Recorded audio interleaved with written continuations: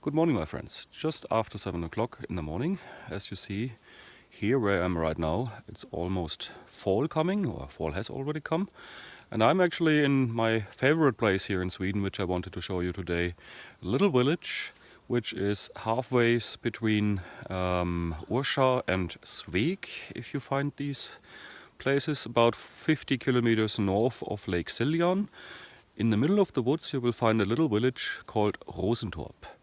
And Rosentorp once was quite a large village with many inhabitants. Today I think it's 6 permanent inhabitants. A few dogs, sled dogs, a few hens, quite a few sheep. And then there are Karin and Uwe, who have bought this old farmhouse here, this old farm with the surroundings 20 years ago. Karin has built up a bakery and Uwe has renovated some of the old cabins around here and renting those out. And for very cheap money, like 15 to 25 euros, you can rent yourself a cabin here. Doesn't matter if you come just for one night or if you want to stay longer, but it's the perfect stop if you are on the way to the north, either northern Sweden or want to continue to northern Norway, to the North Cape maybe. If you come from Stockholm, it's about 350 kilometers, so also after a day you could stop here. And today I'd like to show you around here. So let's walk a little bit around Rosentorp. You see the old stables here, and since everything is heated with wood, Karin and Uwe need to have a good wood supply. It's cold winters here, can be a meter snow and minus 20, minus 25. So we need burning material, that's essential if you live out here. Of course there is electricity, but that would be much too expensive to use. The one house you see here, the old farmhouse, which is called the Älgstugan, the moose house, that's one you can rent. It has 2 rooms, a kitchen and a sleeping living room with I think 4 beds. You also see you need a real truck here, helps in the winter. And over there in the corner there's the entrance to Karin's little shop, where you can get some basic food also. They have their own well, so that's where you get the water from you need. There's also, on the other side I can show you here, a bathtub, really huge bathtub for groups. Needs to be warmed up, of course, 2 hours or something like that at least, half a day before you can use it. They do have a sauna inside also.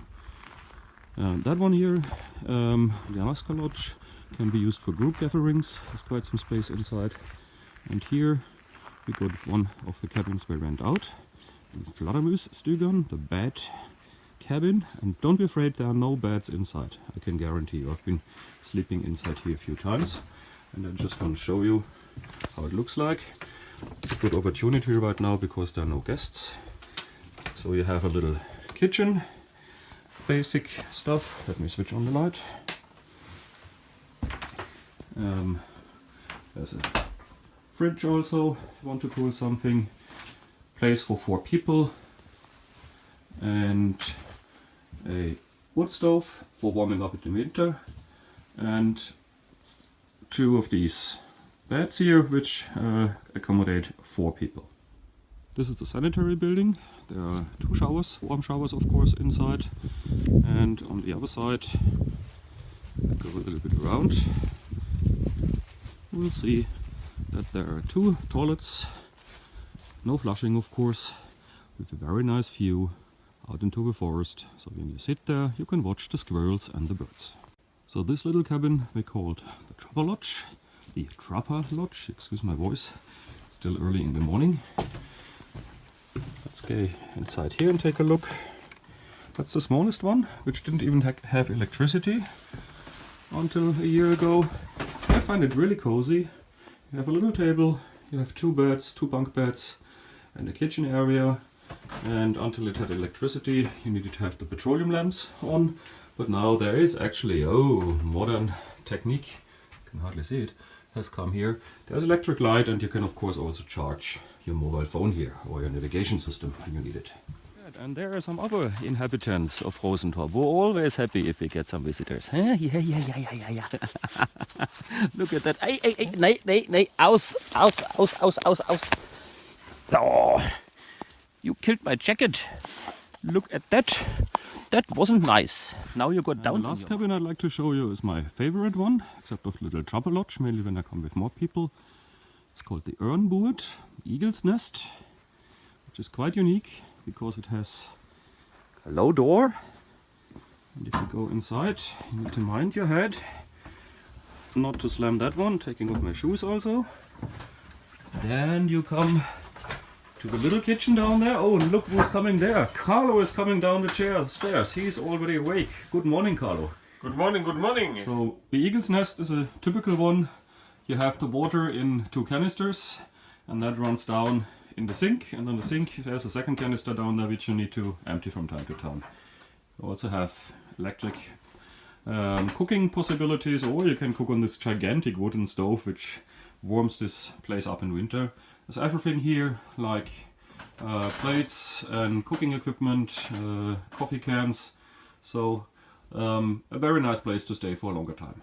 So now we are on the upper level of the Ørnbuet, the Eagle's Nest, where the sleeping area is, and you have 2 double beds here, one on the one side, one here, and 2 single beds, a little bit storage, and another single bed. So this can accommodate up to 6 people in here. It gets a little bit tight down there in the kitchen, but it works. And you might have seen that there are actually places to sit outside for breakfast, also on the roof. Only mind the stairs, which are half stairs, which are really deep. So this was our little walk around Rosentorp, my favorite place here in Sweden to spend a long weekend or even a few more days. So if you're on the way to the north of Sweden or to the north of Norway, coming from Stockholm or coming from southern Sweden, this would be the place you want to stop and spend at least one night. Or you stay longer and there are thousands of kilometers of legally available gravel roads around the area in the woods here, logging roads. So you can have fantastic motorcycle riding here, bathing lakes, fishing lakes. So a real nice place. I wouldn't call it wilderness, but here in the woods to spend a few days. So at the end of the video I will also give you the GPS coordinates so that you can put them in your GPS and find it on the map. Okay, bye bye.